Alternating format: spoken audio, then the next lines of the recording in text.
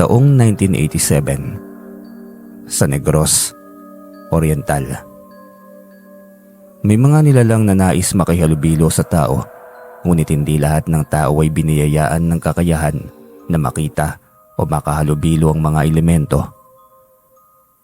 Ngunit sa kagustuhan ni Rino na magkaroon ng kakaibang karanasan, ay lumapit siya sa isang medium.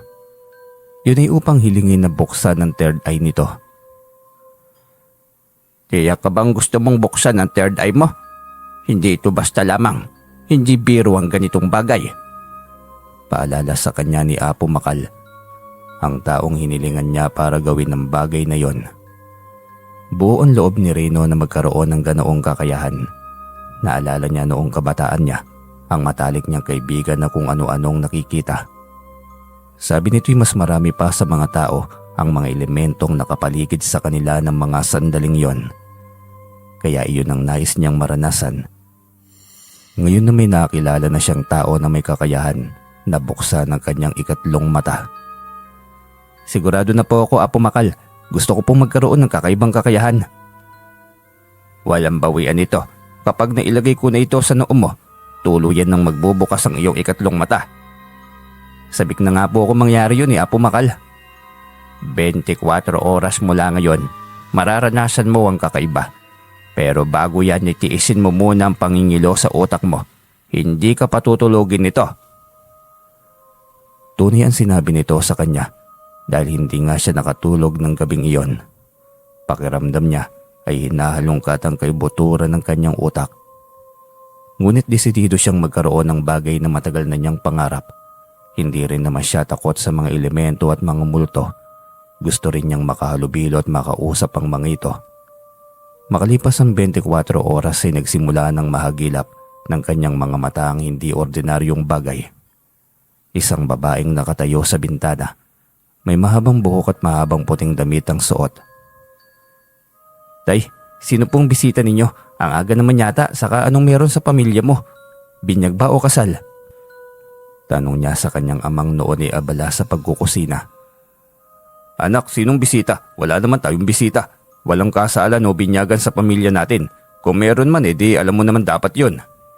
Sino po yung babaeng nakaputi ang damit? Alin ba? Wala namang ibang tao rito. Tayong dalawa lamang nandito gaya ng karaniwang araw Inikot pa nito ang paningin ito sa paligid. Nagtaka siya dahil hindi man lamang nahagip ng mga mata nito ang babaeng nakaputing damit sa may bintana. Iyan po siya tayo, nakatayo sa bintana. Hindi mo ba siya nakikita? Seryoso? Ang aga-aga mo namang magbiro anak. Hindi ka ba naghapunan kagabi? Walang tao dyan. Napaawang ang kanyang bibig. Totoo nga pala.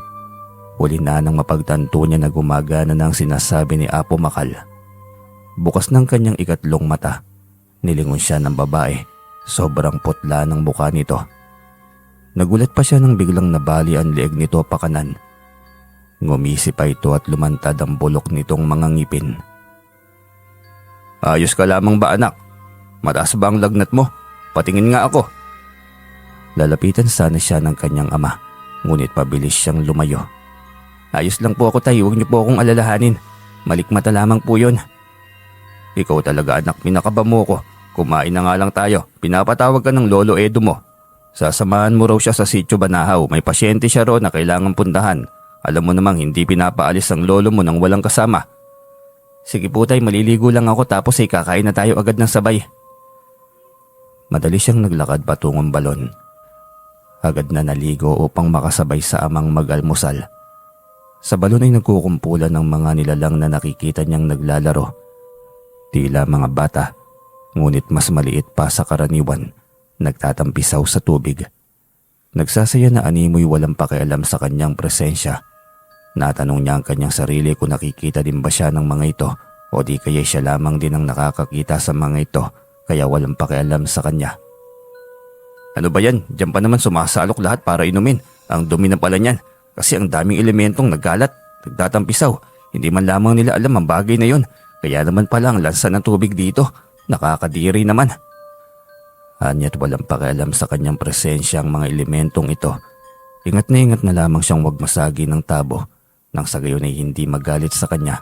Pakiwari talaga niya siya lamang ang nakakakita sa kanila. Ang mga ito yata ang tinatawag nilang duwende. Ang dami naman nila, ang liliit pa. Anya sa kanyang utak. Naaaliw din siyang nakamasid sa mga ito.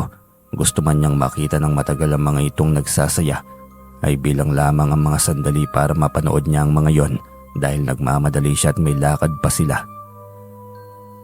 Matapos maligo'y nagmadali na siyang umuwi. Saktong naghahain na rin ang kanyang ama. Ang bilis mo namang maligo, nagsabon ka ba? Oo naman po tay, madalian na rin syempre. Kasi alam kong may lakad. Ayaw pa naman ni Lolo Edo na pinaghihintay. Baka iwanan pa ako nun o di kaya pagalitan ako. Tiyak yun, kaya sige na magbihis ka na nang makakain na tayo. Sasali ako mamaya sa pagbabayanihan ng pagtatanim ng palay sa palayan ni Mang Rogelio. Kaya hapon na rin ako makakauwi. Kung makauwi kami ng maaga ni Lolo Edo, ako na lamang ang magluluto ng hapunan natin tay. Pero hindi rin ako sigurado. Madalas rin kasing ginagabi si Lolo eh. Uwi ka niya sa kanyang ama. Silang mag-ama na lamang ang magkasama sa buhay. 10 taon lamang siya nang sumama sa Queredo ang kanyang ina. Hanga lamang siya sa ama. Kahit sa ganoong sitwasyon ni matapang nitong hinarap ang lahat ng pagsubok. Ipinakita nito sa lahat na hindi kawala ng asawa nito. Hindi nga niya nakita na kahit minsan ay umiyak o nagmukmok man lamang ito. Hindi rin ito naghanap ng bagong asawa. Nakatuon ang atensyon nito sa kung paano siya itataguyod hanggang sa ngayong binata na siya ay 2 lamang silang magkasama sa buhay. Wala rin silang balita sa kanyang ina. Pagdating pa sa bahay ng kanyang lolo ay nakasuot na ito ng sombrero at nakahanda ng lumang alporhas para sa mahabang paglalakbay. Humihingal siyang nagmano sa kanyang lolo at lola. Ay sus, akala ko dili niya kadarating pa po. Iiwan niya talaga kita. Ang init na sa paglalakad eh. Ang layo pa naman ang pupuntahan natin. Lolo Edo talaga, lakad-takbo na nga ako patungo rito. Naligo lang ako sandali lolo. Si tatay kasi hindi pa ako ginising ng maaga eh. Unsa man, hindi siya nagmadali. Alam niyang pagkalayo-layo ng lalakarin natin ngayon eh. Bilin ko sa kanya na dapat hindi pa sikat ang araw, nakaalis na tayo. Tignan mo nga, ang taas na ng araw eh. Bakit kasi hindi na lang silang pumunta dito lolo? Ang layo-layo ng Banahaw, saka matanda ka na rin para sa mahabang lakarin. Ay dili apo, kawawa naman sila kung sila pa ang pupunta rito. Butot balat na nga ang pasyente, isa pa sila naman talaga sumusundo dito sa akin noong araw ng gambutan. Ano po bang nangyari lolo? Malalabang karamdaman ng pasyente? Sinapian ng elemento, matagal na yatang may sapi. Nakagapos lamang sa haligi ng bahay. Kawawang bata, pastilan. Pero ayos na, nagamot ko na. Bale, babalik lang tayo doon ngayon para tiyaking maayos na talaga ang pasyente. Posible kasing babalik at sasapi pang muli ang elementong yon. Mabuti nang sigurado. Saka isa pa'y dala ko rin naman dito ang habak na pinagawa ng mga magulang. Para proteksyon sa lahat ng elemento at mga masasamang nilalang. Bata pala yung pasyente mo, lolo. Sino ba kasama mo noong unang pumunta ka sa kanilang bahay? Dalaga niya ang pasyente pero sobrang tagal na nga ng sanib sa kanya gaya ng sinabi ko. Kaya butot balat na. Ang tiyo ng pasyente ang pumunta rito, sinundo ako ng kabayo. Saka hinatid din nila ako pa uwi. May kabayo pala sila, sana sinundo ka na lamang nila muli, di ba lo? Para hindi ka na mahirapan. Ayos na sa akin dahil malakas pa naman ang tuhod ko. Ikaw kasi mahina ng tuhod mo, kawawa ka naman. Yan din ang sabi. Kaso sabi ko yuwag niya. Hindi rin talaga ako sigurado kung makapupunta ngayon dahil hindi ko sigurado kung kailan manganganak ang tiya Bekay mo. Yung tiya mo ay binabantayan ko. Mahirap niya. Ang daming aswang na hilot. Buti nanganak kagabi kaya tamang-tama. Pwede na akong pumunta ngayon sa pasyente ko. Paliwanag ng matanda. Kanina pa umiikot ang kanyang paningin. Kung may white lady na nakatira sa bahay nila, di hamak na napakarami sa bahay ng kanyang lolo Edo. Literal na marami, may kaluluwa, may elemento at kanya-kanyang mga ito na tila ba walang pakialam sa isa't isa. Tahimik siyang bumaba at inikot na lamang ng tingin ang buong paligid ng bahay ni Lolo Edo niya. Tinignan niya ang nadaanan nilang malayong kapitbahay. May mga elemento ngunit iilan lamang. Ibang-iba sa bahay ng matanda. Napaisip tuloy siya. Hindi kaya't dahil sa pagiging manggagamot ni Lolo Edo, kaya halos koleksyon na nito ang napakaraming elemento at kaluluwa. Sa mahabang paglalakbay nila patungo sa sitio Banahaw, ay kung anong elemento ang kanyang nakikita.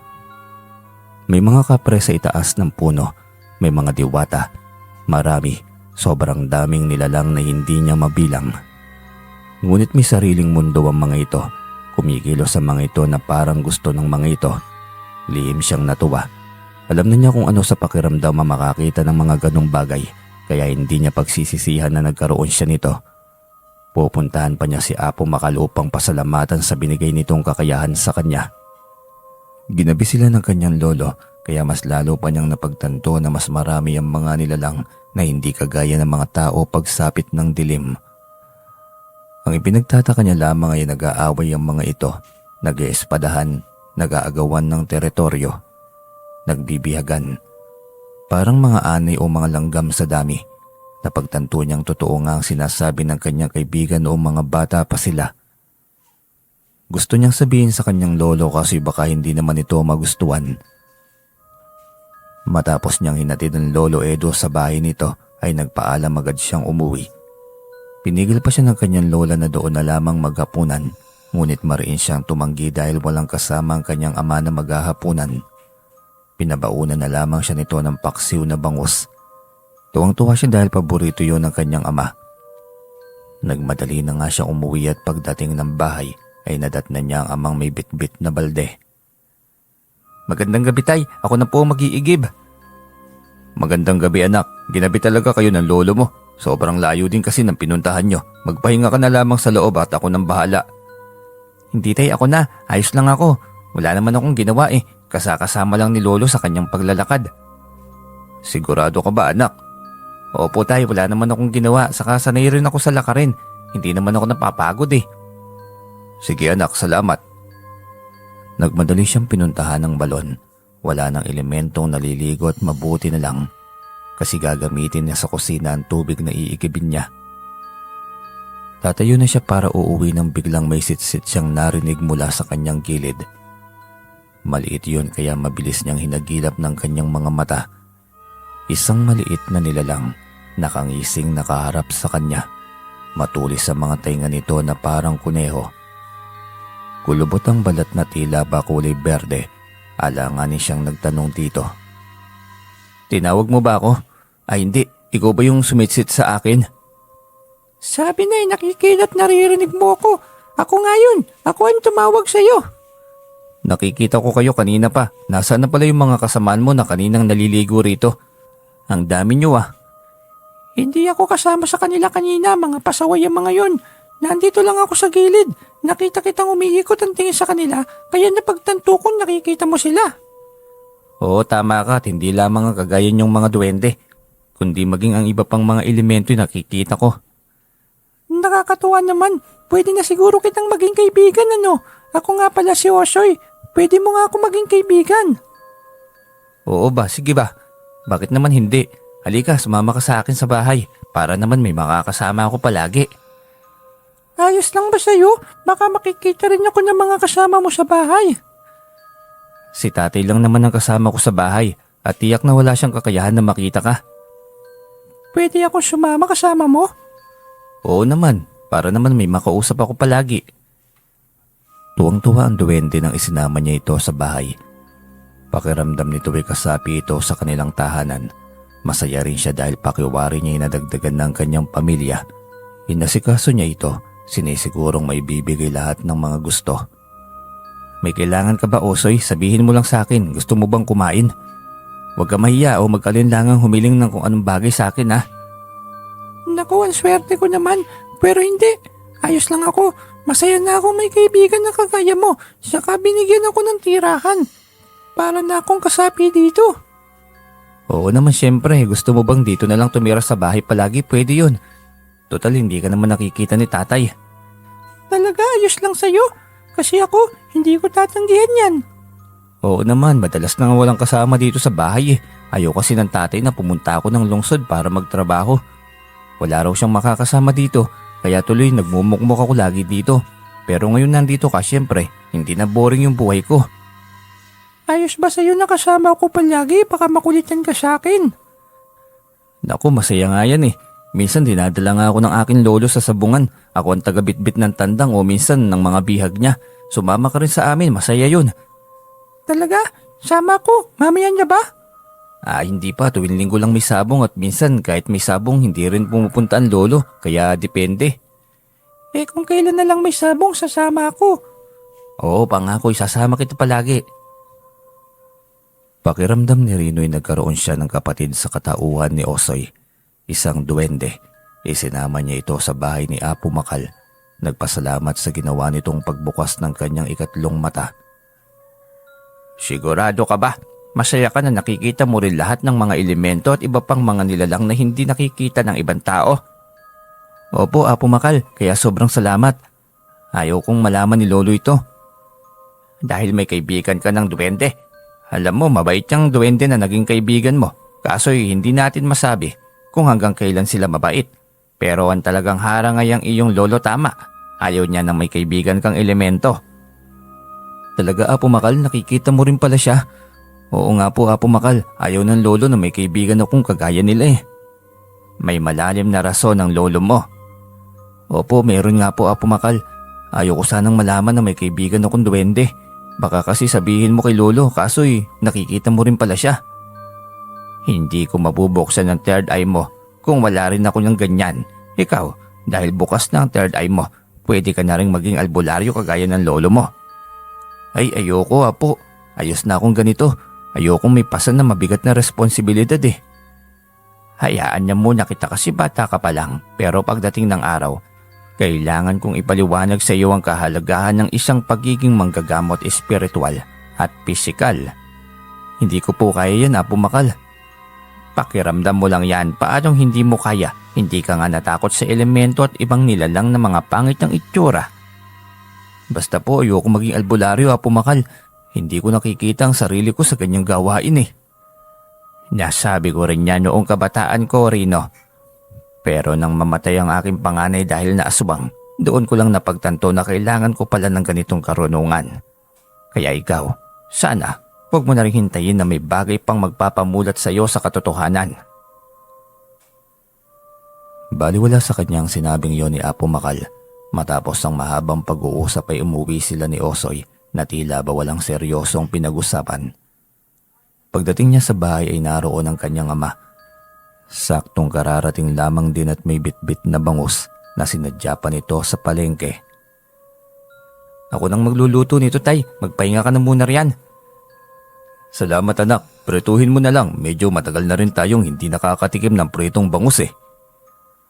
Matapos inutos siya ng kanyang ama, ay agad siyang pumasok ng kusina. Bitbit ang 2 piraso ng malalaking bangus. Umpisa na sana niya itong hiwain nang biglang magsalita si Osoy. Ako nang maglilinis at maghihiwa ng mga yan, gusto mo ba? Kaya mo, mas malaki pa itong bangus na ito kaysa sa iyo eh. Ganon, tingnan mo, tiyak nahahanga ka. Sa isang iglap lamang ay nahiwa at malinis na rin ito, kaya hindi siya makapaniwala. Anong ginawa mo? Simple lang naman, ginamitan ko ng mahika. Ang isa sa mga kapangyarihang mayroon ako. Ang galing naman, pero tama na yan ha. Baka mamaya maging prito na yan. Ayoko, gusto kong mailuto yan ng maayos. Depende sa'yo. Manonood na lang ako habang nagluluto ka. Baka maprito pa ako eh. Tinawanan lamang niya ito.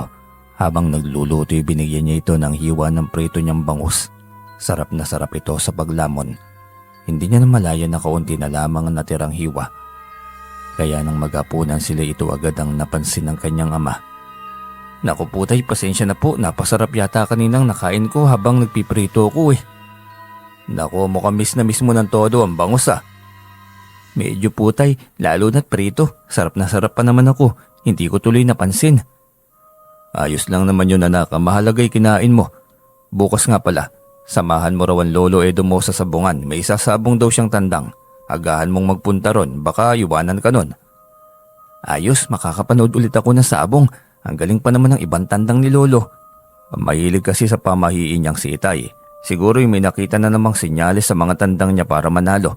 Kasi hindi yan basta-basta lalaban lamang ng walang palatandaan ng panalo. Grabe talaga itong si Lolo Edo. Napakagaling na albularyo na. Napakagaling na sabungero pa. Matatalo din naman sa sabong pero bilang lamang ang pagkakataong yun. Kaya nga ang dami kasing alam. Kahit ako walang alam sa mga pamahiing yan ni Itay. Wala rin akong alam sa pagsasabong. Wala talaga akong hilig sa ganyang laro. Nakakatuwa kaya tay, brutal nga lamang pero masasanay ka rin katagalan. Ay ewan, basta ayoko. Naaawa talaga ako kapag nakakakita ng bihag kaya ayokong manood ng sabong.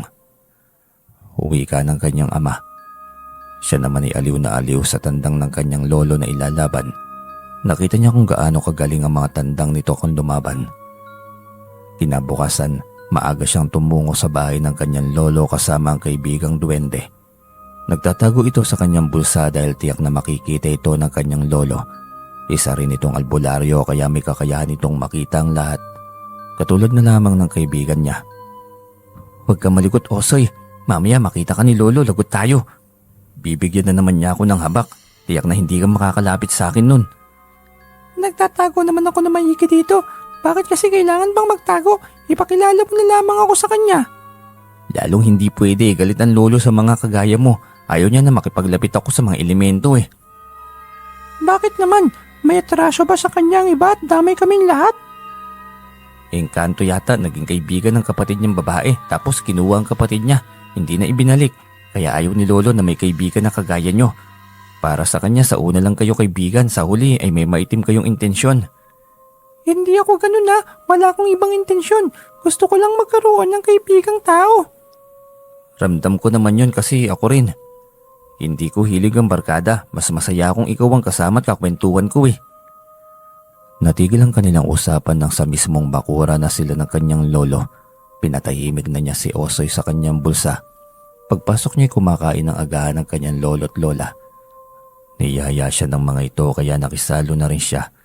Nakapag-almusal na siya ngunit ayaw niyang laging tinatanggihan ng alok ng lolo at lola dahil pareho ang mga itong matampuhin.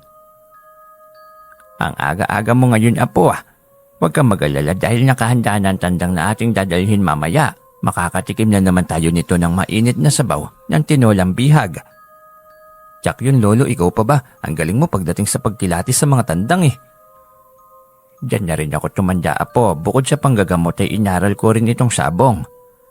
Grabing kakayahan yan lolo, kasing galing ka na rin yata ni Nene eh. Isa sa pinakamagaling na sabongerong Pilipino. Mas magaling ako sa mga yonya ko. Kung sa pamahiin, marami akong alam na hindi alam ng karamihan. Talaga po lolo? Saan po galing ang kaalaman na yan? Nadiscover ko, syempre inaral ko na rin. Tumawa na lamang siya sa wisyon ng mukha nito. Siguradong sigurado ito sa pagiging magaling. Pagkatapos nilang kumain ay nagbihis na agad. Nilagyan ng wax ang buhok. Sinuklay at pagkatapos ay nilagay ang suklay sa bulsa at kinuha na ang tandang na isasabong sa likod ng bahay. Ako munang magdadala ng tandang ko, apo. Huwag ka nang magtanong kung bakit. Wala pa rin akong sagot. Opo lo, alam ko na po yun. Tumawa lamang din ito pero iyon pa rin ang laging ipinagtataka niya kung bakit ayaw nitong pahawakan sa kanya hanggang sa sabungan. Pagdating sa sabungan ay marami na siyang nakikitang bihag na bitbit ng sabungero. Ibig sabihin ay talaga maaga pa lamang ay nagsisimula na ang sabong. Mabilis namang naihanay ni Lolo Edo ang kanyang tandang. Yun agad ang hinintay niya. Sabik siyang makitang lalaban ng tandang ng kanyang lolo. Dito tayo Osoy para malinaw nating makita ang tandang ni Lolo. Napakagaling lumaban nun eh. Ganito pala ang sabong. Aliw na aliw silang nakikita na naglalaban ng mga tandang at nasusugatan. Ayan o, nangingisay na yung isa. Tinamaan ng talim. Ganyan yan, wala tayong magagawa. Tandang sila eh. Talagang ganyan ang laro para sa kanila. Pero mamaya kapag nakabiyag na si Lolo, binibigay niya sa akin ng isa. Kapag nakadalawang laban siya, kaya makakatikim ka rin ng adobong bihag. Tinutom tuloy ako. Yan, lumalabas na ang pagiging katakawan mo eh. Pero ayos lang yan. Malaki naman ang karne ng bihag kaya tiyak akong mabilis kang mabubusog doon. Talaga ba? Oo naman, umayos ka lang dahil papasok na sa loob ng ruweda si Lolo. Hanya't natahimik siya sandali at natigil sa pagbulong kay Osoy nang makitang papasok na si Lolo Edo sa loob ng ruweda. Bitbit nito ang alagang tandang nito. Muli na namang lalaban ang alaga ngunit sa pagkakataong yon, parang gusto niyang pigilan ng lolo niya. Hindi niya mawari kung bakit. Ayan na Osoy, ilalaban ng tandang ni Lolo. Sambit ni Rino ng ilapag ng lolo niya at ng kalaban nito ang parehong tandang. Kitang-kita mula sa kanyang pwesto ang napakaliksing tandang ng lolo. Kasabay ng hiyawan ng mga tao at ang kanya pa rin kaba sa dibdib, magkahalong kaba, kasabikan at pagmamalaki. Sabik niyang inabangan ng panalo ng lolo at ipinagmamalaki niyang ang nakatayo sa loob ng ruwedang kaharap ang napakagaling na tandang ay napakagaling na sabongero. At ito ang kanyang lolo. Hiyawan ng lahat ng Kristo at sabongero.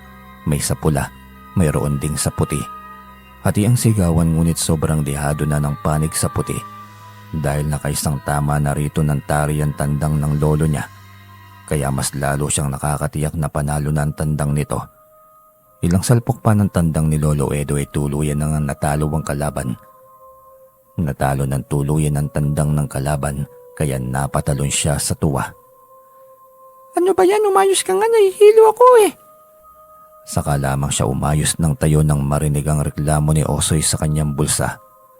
Pasensya na, kita mo yun? Ang galing di ba? Ang tandang ni Lolo Edo. Oo na, pero daming nakasimangot. Ang dami rin yatang talo. Naku, baka pambili pa yun ng bigas, dadali sa sabong. Abi, kasalanan na nila yun. Halika na, salubungin na natin ang lolo. Agad siyang sumalipot-pot sa karamihan upang abangan ang paglabas ng kanyang lolo sa labas ng ruweda. Tamang-tama't paglabas nito sa ruweda ay nasa harapan na rin siya nito. Lolo, nandito ako. Akin ang bihag. Eto apo, kunin mo at pagkabigat-bigat nitong tandang eh. Naku, masarap na naman ang higop natin mamaya ng sabaw nito, lolo. Nako, sinabi mo pa. Ay teka dyan ka lang, huwag kang aalis. Ilalaban pa natin itong tandang natin. Sabi na ilalaban mo ulit, lolo. Sige po, dito lang ako. Tiyak, panalo pa rin yung tandang mo, lo. Sa galing ba naman niyang lumaban eh. Tuwang-tuwa siyang naghintay hanggang sa magkaroon nga ulit ng kalaban. Makaraan lamang ang ilang laban ay muli na namang pumasok si Lolo Edo. Muli na namang ilalaban ang tandang nito. Hiyawan muli matapos mailapag ang dalawang tandang. Parehong magaling, kaya mas lalo siyang nananabik na kung ano ang kalalabasan ng laban. Hala, patay, mukhang mas maangas ang kalaban na. Halos umuusok ang bawat kilos at paggalaw ng lakas at bilis. Tiyado ang tandang ng Lolo Edo Moreno. Matatalo yan sigurado. Pwede mo bang gawan ng paraan, Osoy? Baka naman pwede pang manalo. Ha? Kanina sana ay alanganin na ito. Magdududang mga tao. Ayun, tinamaan na nga sa tiyan. Yung tandang ng lolo mo. Wala na, tapos na ito. Ano ba naman yan? Talo tayo. Sayang naman. Ayos lang yan, may susunod pa naman, di ba? Sabi mo tuwing linggo eh. Tuwing linggo nga. At hindi naman may babalik ang buhay ng tandang ni lolo. Saka bihag na yan ang kalaban. Natalo pa ang pera ng lolo, kaya ang daming panghihinayangang sobra. Ganun pala yun, hindi ko alam eh. Ganun yun, Osoy. Laylay ang mga balikat niya nang makita ang pagkatalo ng tandang ng kanyang lolo. Hindi ito unang beses, ngunit lagi niyang inaasahan na kapag panalo sa unang laban, ay panalo pa rin hanggang sa huli. Dahil sa kalungkutan niya inahawa na rin si Osoy, maging ang kanyang lolo Edo ay tila mabigat ang hakbang palabas ng ruweda. Walang dala dahil biyag na ng kalaban ng tandang nito. Halika niya, apo. Umuwi na tayo. Mukhang minyalas tayo sa araw nito, apo eh. Oo nga po, Lolo Edo, pero ayos lang yan. Ganyan talaga sa mga laban, di ba? May panalo. Siyempre, may pagkatalo din minsan. Oo, apo. Ganyan sa larong sabong. Minsan panalo, minsan talo. Ay, dalihin mo na lang pa uwi iyang naunang bihag. Wala eh. Mukhang malas ako ngayong araw, kaya ayokong iuwi yan, malulungkot lang ako. Sige po, Lolo, pero hindi po tayo talo, patas lang. Naibihag naman tayo oh. Panalo ang unang laban, di ba? Kaya patas lang. Ay sige lang, ganyan talaga. Hindi talaga laging umaayon sa atin ng panahon. Lagi namang nasa isip ko ang ganitong bagay pero hindi talaga mawawala na minsan ay nasasaktan tayo. Parte yan ng pagiging tao natin. Oo nga po, Lo.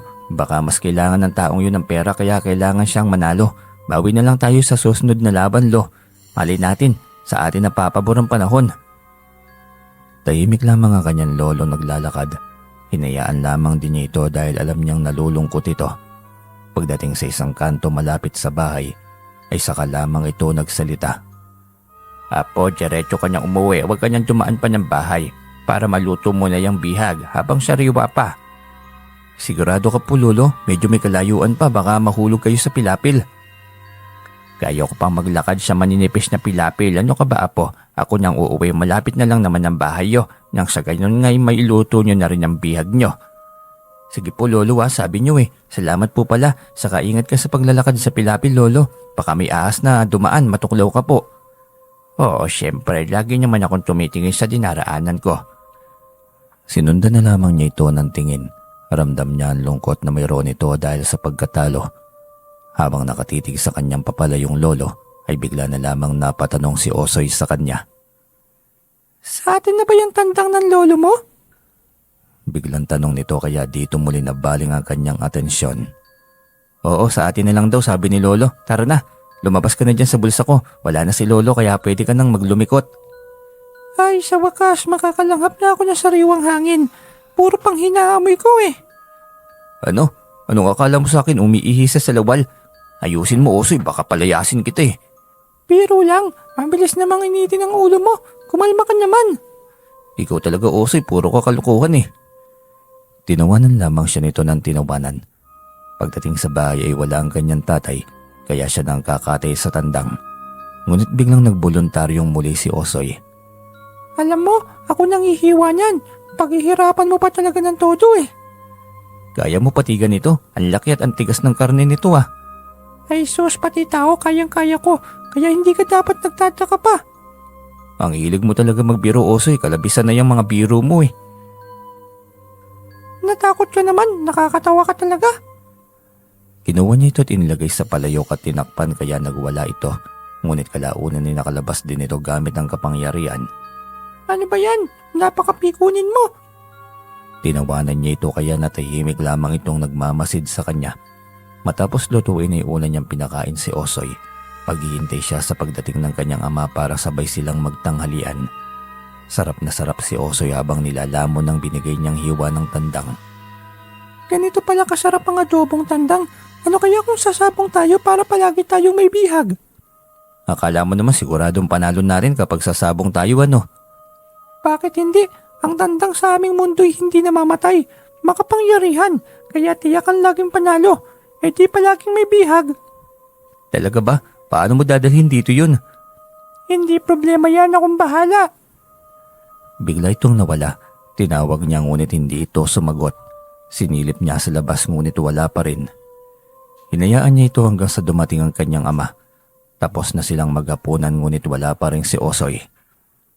Nakabalik na ang tatay niya sa kanilang sakahan ngunit hindi pa rin sumisipot ang kaibigan niyang duwende. Nag-aalala siya baka hindi na ito babalik pa. Nakaabang siya sa bintana, naghihintay sa pagdating ng kaibigan hanggang sa biglang may nagsalita sa kanyang likuran. Nandito na ako! Pagkalingon niya sa sahig ay biglang naroon si Osoy. Nakasakay ito sa likod ng napakagandang tandang. Kulay pa lamang ng balahibo nito'y parang artipisyal na at malalaman na hindi ito ordinaryong tandang lamang. Ang ganda naman ng tandang na dala mo. Paano mo nabuhat yan papunta rito? Siyempre hindi ko siya binuhat, siya ang bumuhat sa akin. Nakita mo naman di ba? Nakasakay ako sa likod niya. Buti na papayag mong dalhin dito sa mundo ng mga tao yan. Papayag kaya siyang maisabong natin.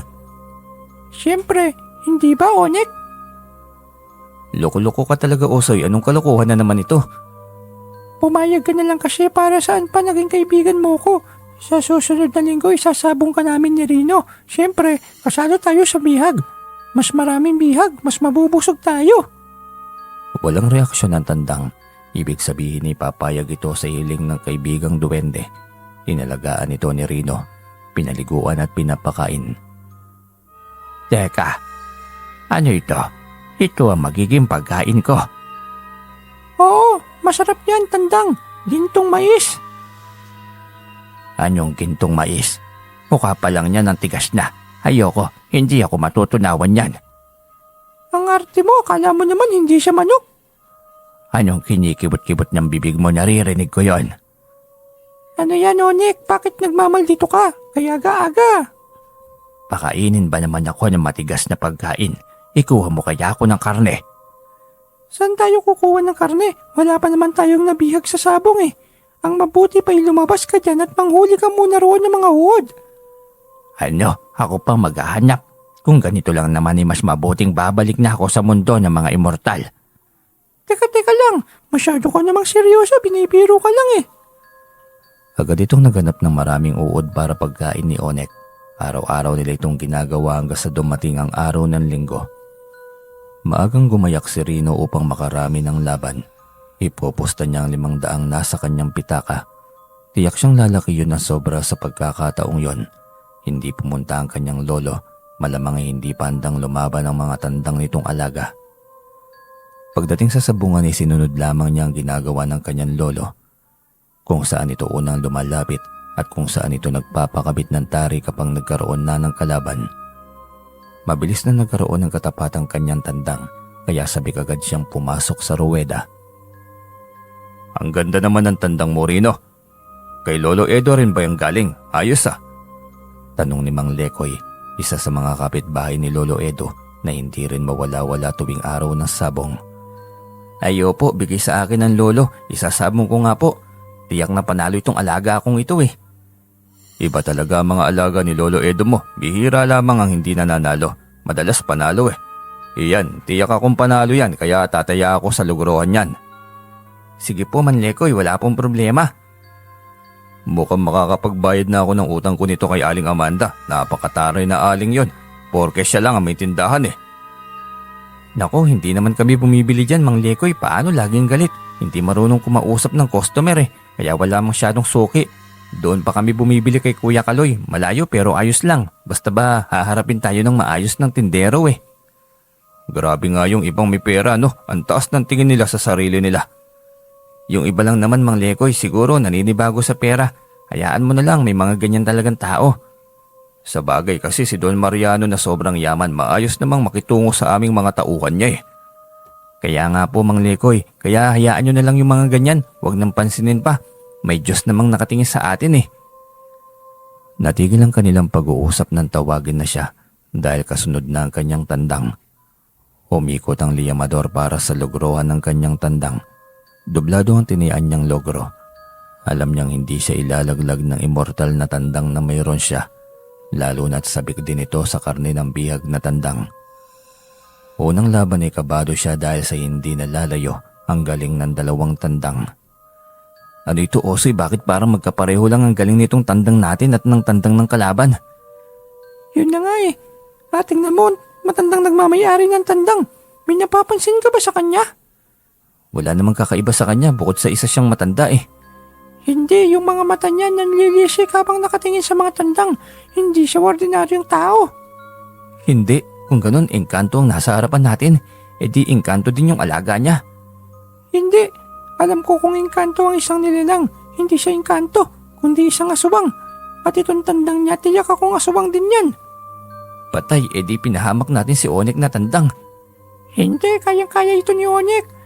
Huwag ka nang mag-alala dahil sa hindi yan matatalo. Posible nga tayo pang paginitan itong matanda eh. Sabay pa silang napahiyaw nang biglang salpukin ng buong lakas ni Onek ang kalaban. Sa leeg ito nasaksak at bumaon lahat ng talim sa katawan ng kalaban. Dahilan para mangisay ito, lalo na't hindi binawi ni Onek ang talim na nakabaon sa leeg nito. Saka lang nito binawi ang taring nakabaon ng masigurong wala ng buhay ang kaharap. Hindi ito totoo. Hindi matatalo ang aking tandang. Imposible ito. Galit na nagwala na si Lolo Narsing sa loob ng ruweda. Lolo Narsing, matuto kayong sumunod sa patakaran para naman kayong hindi matandang sabongero niyan. Kita mo naman di ba, patay ang alaga mong tandang, kaya talo. At sa kanila mapupunta ang tandang mo. Hindi mo man lamang paaalamin paano kung may laso niyang tari ng kalaban, kaya namatay agad ang aking tandang. Alam ko ang bagay na yan kung mayroon man. Hindi na dapat siya nakapasok dito dahil maigpit dito pagdating sa mga dayaan. Kaya huwag kang makipagbangayan pa. Talo nang yun tandang. Wala na itong magawa dahil nanindigan ng sentensyador sa pagiging talo nito. Masama ang titig nitong tinalikuran sila ngunit bago ito tuluyang umalis ay mabilis nitong pinulot ang walang buhay nitong tandang. Ops, teka lang. Saan mo dadalhin yan? Bihag na yan ang kalaban mo eh. Hindi ko iiwanan ito. Akin ito. Sige lang kuyang sentensyador, hayaan nyo na, ibigay nyo na lang sa kanya. Hindi, mahigpit na pinagbabawal dito ang hindi pagsunod sa alituntunin ng larong sabong. E di gagayahin din ito ng marami. Bitawan mo Lolo Narsing, magkaroon ka ng kaunting respeto. Matanda ka na. Matalim muli itong sumulyap sa kanya. Tapos ipadabog na binitiwan ng tandang. Hindi na rin ito pinasin pa ng sentensyador. Tahimik niyang pinulot ang bihag habang sipit niya ang alagang tandang. Isang ginoong mayaman ng nakasombrerong Amerikano. Sinalubong siya nito at hinamon na ilaban sa ganadores nitong tandang. Alam mo kasi, naiintriga talaga ako kapag nakakakita ng magaling na tandang. Kaya ilaban natin ang magagaling nating alaga. Hamon na Ginoong Mar sa kanya. Alanganin siyang sumagot. Pumayag ka na agad, huwag kang matakot. Hindi mapapano si Onyx sa kahit na kaninong tandang. Bulong ni Osoy. Sigurado ka ba? Siyempre, kung ang aswang na tandang nga natalo, yan pa kaya na ganadores lamang ng mga normal na tandang. Pumayag siya sa hamon ng kaharap. Ayon na rin sa kagustuhan ni Osoy, ang duwending may-ari ng tandang. Habang naghihintay ng ikalawang laban ay panay ang sulyap niya sa kanilang unang bihag.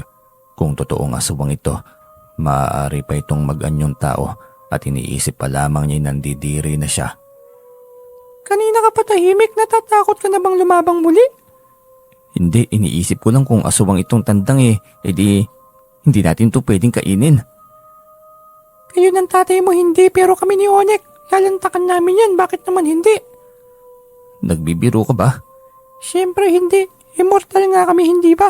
Hindi kami matitinag kahit karne ng aswang ang aming kakainin. Nakaramdam siya ng pandidiri. Iniisip pa lamang niyang aswang ang kakainin ngunit gaya ng sinabi nito, magkaiba sila ng katauhan. Kaya dadalhin pa rin niya ang bihag na yon. Ilang sandali pa muli na naman siyang tinawag sa loob ng ruweda. Sabik si Ginoong Mar na ilaban ng magaling nitong tandang sa kanyang alaga. Bakit ganyan ang mukha mo, Rino? Huwag kang mag-alala, manalo matalo'y ayos lang sa akin. Ganito talaga sa larong sabong. Kahit nagaano pa kaganadores ang iyong tandang, kung hindi umaayon sa iyo ang magandang tadhana ay wala talaga. Naniniwala kasi ako sa bawat isa may sariling oras. Oras ng tagumpay at oras ng kabiguan. Salamat po, Sir Mar. Kanina kasi inaway ako ni Lolo Narsing kaya nakakatakot.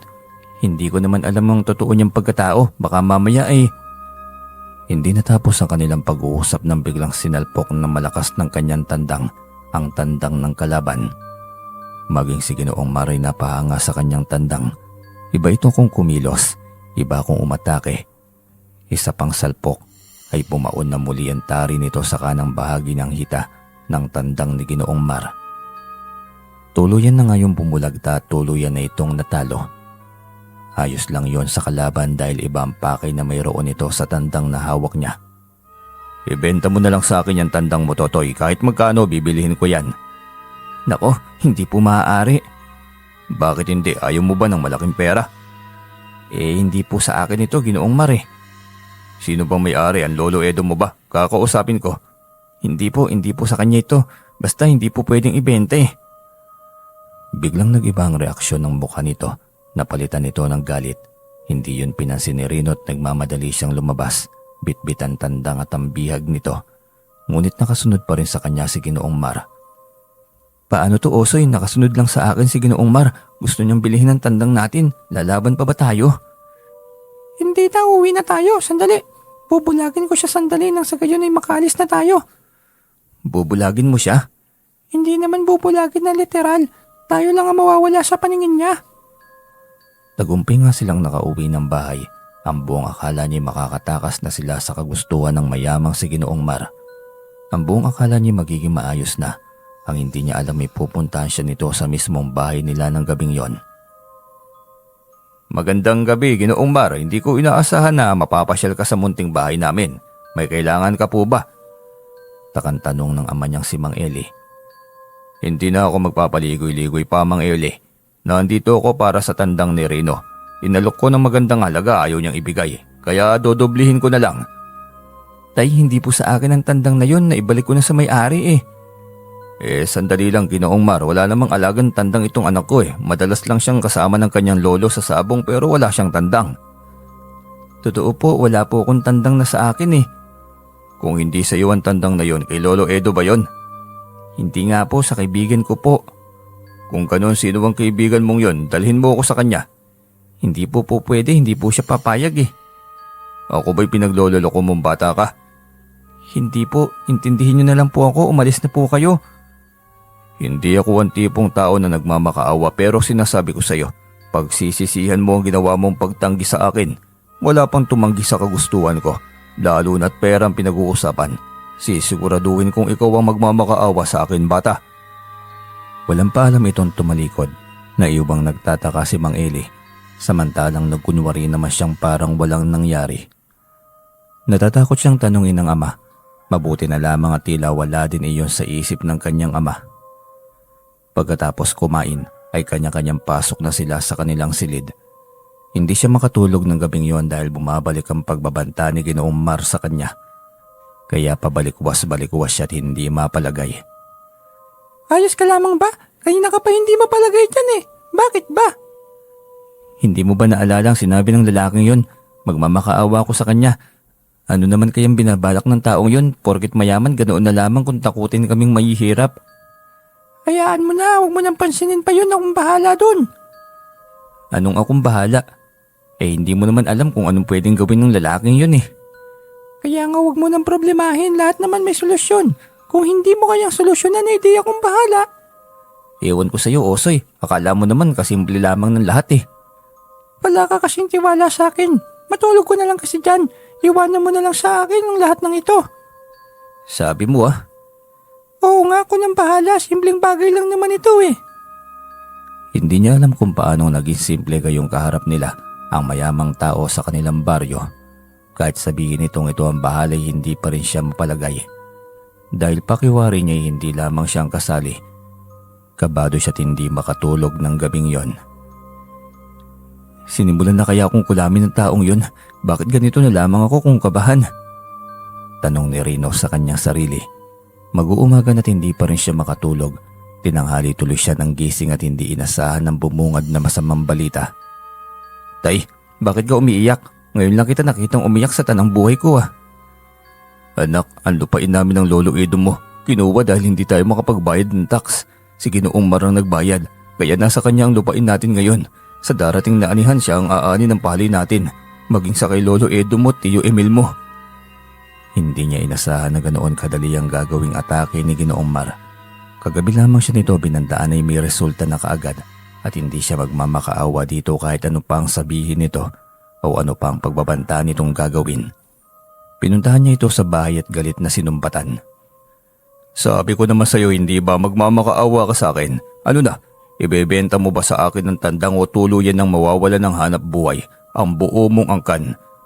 Sampol pa lamang yan at marami pang kasunod.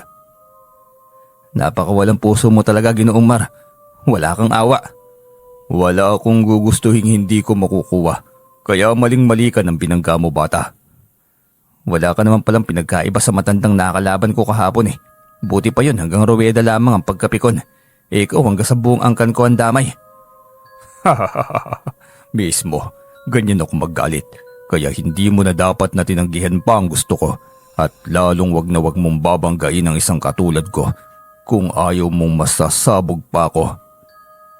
Si Osoy nang hindi nakatiis at nagsalita na rin. Pikon na ito sa ugaling ipinapakita ng kaharap.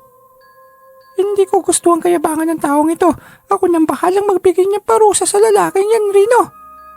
Ano bang gagawin mo? Tingnan mo, dahil tiyak na siya naman ang pupunta sa iyo para magmakaawa ng gamot. Dahil hahawaan niya ang anak at asawa niya. Matapos sabihin yun ay umihip ito sa hangin. Tila mga kumikinang na alikabok ang lumalabas sa bibig ni Osoy. Patungo yun kay Ginoong Mar, paikot-ikot sa kinatatayuan ng Ginoo. Nagsimula na itong mangalmot ng mga balat. Kumakati na rin ang lalamunan nito. Nalalanghap nito ang inilalabas na pinong parang alikabok mula sa bunganga ni Osoy. Nagsimula na rin itong magduda sa kanya. Anong ginawa mo sa akin? Ano nga kayang ginawa ko sa iyo, Ginoong Mar? Hulaan mo.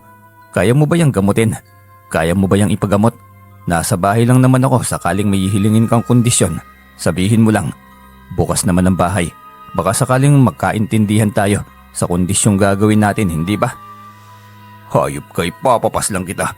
Pagsisisihan mo ang araw na ito. Mali ka ng binangga mo, bata. Sige po, Ginoong Mar, gaya ng sinabi ko sa iyo. Nasa bahay lang ako. Tinalikuran niya ito. Sumisigaw ito at gusto pa siyang makausap ngunit nagmistula siyang bingi. Hindi siyang magmamakaawa kundi ito. Pagdating niya sa kanilang bahay, naroon ang kanyang ama. Malungkot pa rin ito kaya kinausap niya ito at pilit na pinapalakas ang loob. Kasi anak, ito lamang ang maaari kong ipamana sa iyo, ang kapirasong palayan, tapos ganito pa, mawawala lang. Tay, kayang-kaya ko pa rin niyang bilhin pagdating ng araw. Nagsisimula na rin akong mag-ipon. Tiyak naman akong mababalik sa atin yan, tay. Saka wala ka ng babayarang tax kapag naisoli na sa iyo ang lupa. Paano naman kaya magiging posible yan, anak? Nakakatawa ka talaga, anak. Hindi po ako nagpapatawa, tay. Makikita mo, mangyayari ang bagay na yan sa lalong madaling panahon. Minsan talaga ako magsalita ka rin, napaka-imposible. Tay, hindi nga yan imposible. Ay, dumito ka na nga lang muna, anak. Pupuntahan ko muna ang lolo Edo mo, saka ang lola mo. Tiyak na malungkot ang mga yon. Sige tay, sabihin mong wag na malungkot. Ako nang bahala. Wala kayong dapat na alalahanin. Hindi nito tumugon pa. Diretso na itong umalis at tinayaan na lamang din niya ito kung ayaw nitong maniwala. Gabi na't hindi pa rin dumating ang kanyang ama. Humaba rin ang leeg niya sa paghihintay kay Ginoong Mar, ngunit hindi rin ito dumating. Subalit makalipas ang kalahating oras pa, mag-aalas 10 yon ng gabi. Isang ugong ng sasakyan ng palapit sa kanilang bahay. Hindi siya nagkamali. Si Ginoong Mar kasama ang anak at asawa. Ayos, nandito siya, Osoy. Nandito si Ginoong Mar. Sabi sa'yo, ipabalik talaga yun para magmakaawa. Ilang sandali pa'y nasa harapan na nila ito, kasama ang asawa at 2 anak. Para mga itong inihaw na hipon sa sobrang pula. Maging ang mga mata nito'y hindi nakaligtas na para bang mga asubang sa sobrang pula. Anong ginawa mo sa akin, Rino? Bakit pati ang pamilya ko dinamay mo? Bakit sa akin mo tinatanong kung bakit pati pamilya damay? Itanong mo rin sa sarili mo. Pambihira kasi kayong may pera. Pakiramdam nyo lahat madadala sa pera. Yan, ipagamot nyo yan sa doktor. Marami namang gamot ang doktor, hindi ba? Nabibingi na kami sa kaiinom ng gamot, hindi naman tumatalab. Hindi ba? Abay makapal talaga yung balat nyo. Hindi na tinatabla ng gamot. Pwede ba, Rino? Alam kong hindi ito normal na sakit lang. Pagalingin mo kami dahil para na kaming malalagutan ng hininga. Ganun ba? E di sige, pero syempre balik mo muna ang lupain namin. At syempre bayad na dapat ang tax. Kung matalino ka, tinitiyak ko namang mas matalino ako. Oo na, sige na, pagalingin mo na kami. Ibabalik ko sa inyo ang lupain bukas. Wala nang utang. Ako mismo ang magbabayad, pangako yan, Rino. Pagalingin nyo lang ako. Ano ba yan, Boss Mar? Syempre, bukas na rin kayo gagaling. Kasi bukas pa may bibigay ang papeles, hindi ba? Ano? Hayop ka naman, Rino. Hindi kami makakatulog nito, sobrang kati. Hindi maipaliwanag na kati. Sobrang init sa katawan. Parang awa mo na, Rino. Ano ba? Kung hindi kayo makatulog, edi huwag kayo matulog. Bukas na kayo matulog. Saka kung makati, kalmutin mo na lamang. Huwag tamad, oy. Pagsisisihan mo talaga ito, Rino. Hindi kita talaga patutulogin dahil sa ginawa niyo sa akin, sa buong pamilya ko. Hindi kayo makakatakas sa galit ko. Kasalanan mo ito, Ginoong Mar. Sa iyo talaga nagumpisa ang lahat. Tahimik kaming namumuhay. Pinerwisyo mo. Siguro naman sisisihin mo muna ang iyong sarili bago ang iba. Umuwi ka na. May isa akong salita at kapag sinabi kong bukas na kayo gagaling kasabay ng pagbalik mo ng mga lupain namin ay yun talaga yon. Wala na itong magawa. Pinanindigan niya ang kanyang sinabi. Tuwang-tuwa siya dahil may magandang balita na siya sa kanyang ama. Kaso nga lamang ay hindi niya makausap ng matino ang kanyang ama nang dumating. Lasing ito't wala sa sarili at kung ano-ano ang sinasabi. Hinayaan na lamang niya muna ito. Kinabukasan, alas 10 ng umaga nang dumating si Ginoong Mar. Bitbit ang mga papeles ng lupain. Nagtaka si Mang Eli kung bakit ganoon ang mukha nito, maging ng asawa at mga anak nito. Anong nangyari sa inyo? Nakaarma agad ang buo niyong pamilya, Ginoong Mar. Huwag ka nang magkunwari pa, Eli. Kakuntsaba ka rin ng anak mo. Saan? Ayusin mo, Ginoong Mar. Sa anong bagay ko naman kakuntsaba ang anak ko? Ginoong Mar, kayo may kailangan sa amin kaya ayusin yung pananalita nyo. Wala pa rin kayong paggalang sa kapwa nyo kahit sa ganyang lagay nyo. Grabe talaga kayo. Bumugay ito ng hangin habang nakatingin sa kanya ng masama. Ito na ang mga papeles. Wala nang tax sa mga yan. Sige na, nandito na lahat. Tumupad ka rin sa usapan, parang awa mo na, Rino. Mamamatay kami sa sobrang kate. Sige, gagaling na mga yan. Huwag kang mag-alala dahil marunong akong tumupad sa usapan. Yan lang. Paano namin masisiguro na tutupad ka nga sa usapan? Salita pa rin yan eh. Ang gusto ko, gagaling kaming lahat ngayon na. Binulungan na lamang niya si Osoy na pagalingin na ang mga ito nang sa ganon ay makauwi na sila. Alam mo, parang ayaw ko sanang pagalingin eh. Nakakainis. Mayabang pa rin. Tignan mo nga. Ang sungit. Ang sarap pang putulan ng dila. Tumupad tayo sa usapan. Sige na, pagalingin mo na. Pareho kayong masungit eh. Umihip ito ng hangin. Pagkatapos ay may kung anong ibinuga. Kakaiba sa unang atake nito at sa isang iglap lamang ay biglang naglaho ang pamamantal ng balat ng buong pamilya. Maging si Mang Eli na nasaksiyan ng lahat ng iyon ay hindi makapaniwala. Nang makaalis ang mga ito'y saka lamang siya tinanong ni Mang Eli. Ikaw ba talaga may gawa ng bagay na yun, Harino? Magtapat ka nga ng totoo. Wala naman po akong kapangyarihan tay, tao lang po ako eh. Kaya sinisiguro ko pong hindi po ako may gawa ng bagay na yon. Alam ko kaya sabihin mo, ano ang sikreto mo? Sino ang may gawa nito? May kaibigan ka, tama ba ako? Si Osoy po tay, yung kaibigan kong duwende. Siya po ang kaibigan ko at siyang may gawa ng bagay na yon. Kaibigang duwende? Kailan ka pa nagkaroon ng kaibigan duwende? Bakit hindi ko alam? Anak, bakit? Alam mong hindi pwedeng magkaroon ng kaibigan na kagaya nila, di ba? Matagal na rin po kami magkaibigan tay noong pinabukas ko po kay Apo Makal ang third eye ko. Napakabait naman po ni Osoy. Kasundo po kami sa lahat ng bagay. Hindi nga po kami nakakaranas mag-away eh. Hindi nakaranas mag-away, yun lang ba? Kaya magkaibigan na kayo kaagad na tunay. Layuan mo ang kaibigan mong yan, Rino. Kapag yan malaman ng Lolo Edo mo, patay sa kanya ang kaibigan mong yan. Tay, mabait po si Osoy. Hindi naman lahat ng elemento masama tay eh. Kagaya ng engkantong kumuha sa kapatid ni Lolo Edo nun. Mabait din yun sa umpisa, kaya wag na wag mo nang pagtakpan pa yung kaibigan mo na yan. Pareho silang mga elemento, pareho lamang ang mga yan ang misyon. Tay, wag niyo naman sanang gawin yan, maayos ang pagkakaibigan namin ni Osoy eh. Pinoprotektahan lang kita dahil ayokong mawala ka sa akin. Ang pangit ng tingin niya nga mo sa akin ah. Tumahimik ka nga muna Osoy, nag-uusap kaming mag-amay. Hayaan mo lang siya. Hayaan siyang lait-laitin ako. Abay, tumulong nga ako sa iyo eh. Ang sama pa ng tingin niya sa akin. Gusto pa niya tayong paghiwalayin. Hindi ko gusto to. Anong gagawin mo, Osoy? Ipaparamdam ko sa ama mo na makapangyarihan ako na walang pwedeng kumawawa sa akin na kahit na sino. Umayos ka, Osoy, wag ang tatay. Wag na wag mo gagalawin ng tatay. Ano ka ba? Makinig ka sa akin. Subalit bigla na lamang dumugo ang ilong ni Mang Eli. Nandilim ang paningin nito kaya napakapit ito sa haligi ng kanilang bahay. Osoy, ano ba? Ano bang ginawa mo kay tatay? Huwag mo na masaktan ang tatay ko kahit anong mangyari. Amo ko yun, hindi mo ba iniisip yun? Naging mabuti ako sa iyo pero gusto niyang kalabanin mo ko. Paano hindi ako magagalit sa kanya? Hindi ganun yun, ano ka ba? Paggalingin mo ang tatay. Nagmatigas ito kaya napilitan siyang dalhin ito sa kanyang Lolo Edo. Nagtaka pa ang matanda dahil kakaibang karamdaman ni Mang Eli at hirap itong mahulaan. Doon ay pinagtapat ni Rino sa kanyang lolo ang lahat ng yon. Madaling inagapan ni Lolo Edo ang karamdaman ng anak niyang si Mang Eli bago pa yun tuluyang lumala. Tinaboy nito ang duwendeng nakapaligid at kitang-kita ni Rino kung paano tumalsik palayo si Osoy na kanyang kaibigan duwende. Matapos umusal ng orasyon si Lolo Edo. Lagot ako nito mamaya. Anya sa kanyang utak. Unti-unting gumaling si Mang Eli at unti-unting umayos ang pananalita nito.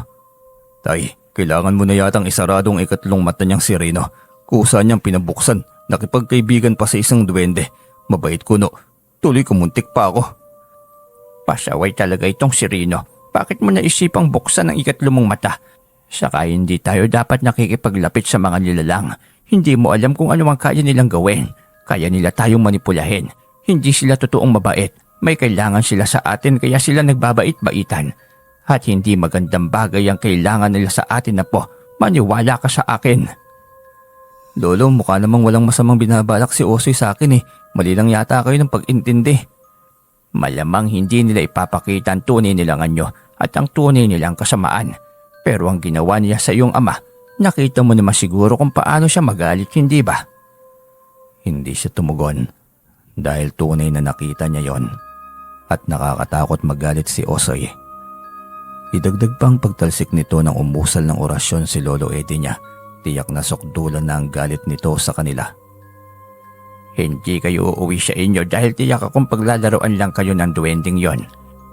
Hindi nga ito nagkamali dahil ng gabing yun ay inaapoy siya ng lagnat at daan-daang duwende ang nakapaikot sa kanya.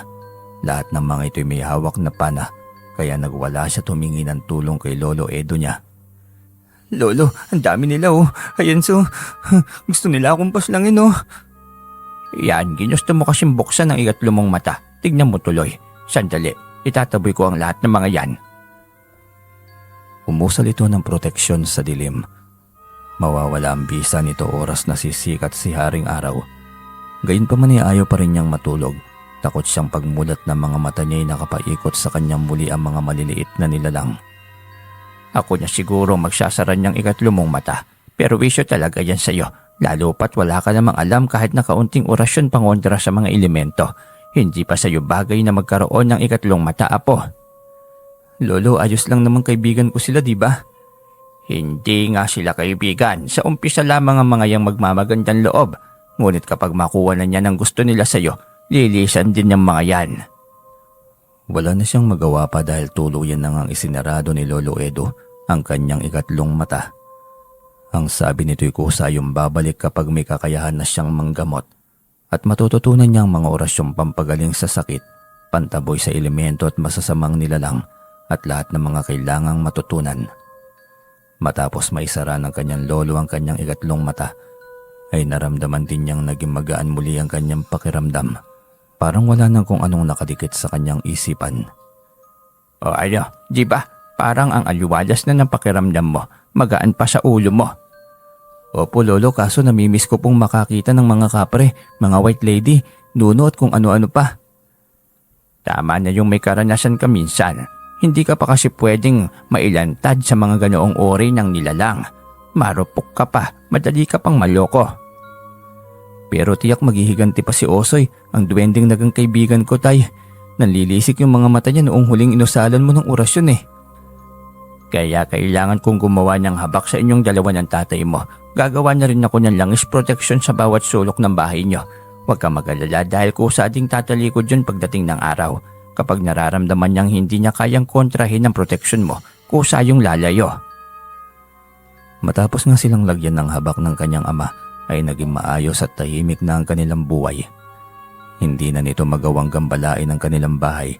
Tumigil na din sa pagsasabong. Hindi yun ang magiging daan para makaipon. Napagtanto niyang hindi yun ang magandang paraan, lalo pat hindi ordinaryong tandang ang kanyang nilaban. Napagtanto niyang isa yung pandaraya, kaya ang gagawin niya ay tulungan ang tatay niya sa pagsasaka. Yun ang tunay na pagsusumikap na walang panlalamang. Hindi man yayaman at hindi rin mabigat sa dibdib dahil lumalaban ng patas sa hamon ng buhay. Kahit na wala na silang tuluyan ng komunikasyon sa kanyang ina, ay hindi naman siya nakaramdam ng pagkukulang. Tila nawalan na nga rin siya ng interes sa mga babae dahil sa karanasan mula sa sariling ina. Ilang beses siyang pinapaintindi ng ama na hindi lahat ng babae ay katulad nito, ngunit hindi pa rin niya maiwasang mapaisip. Kaya kung makatagpo man siya balang araw ng babaeng magpapatibok ng kanyang puso, sisiguraduhin niyang hindi ito katulad sa ina. Tahimik ang buhay kung walang panluloko, kaya piliing mamuhay ng simple at walang panlalamang at panluloko sa kapwa. Hanggang dito na lamang po ang kwento natin mga ka-DM. Nais ko lang po kayo muling tanungin kung ano po yung natutunan yung aral sa kwento natin ngayon.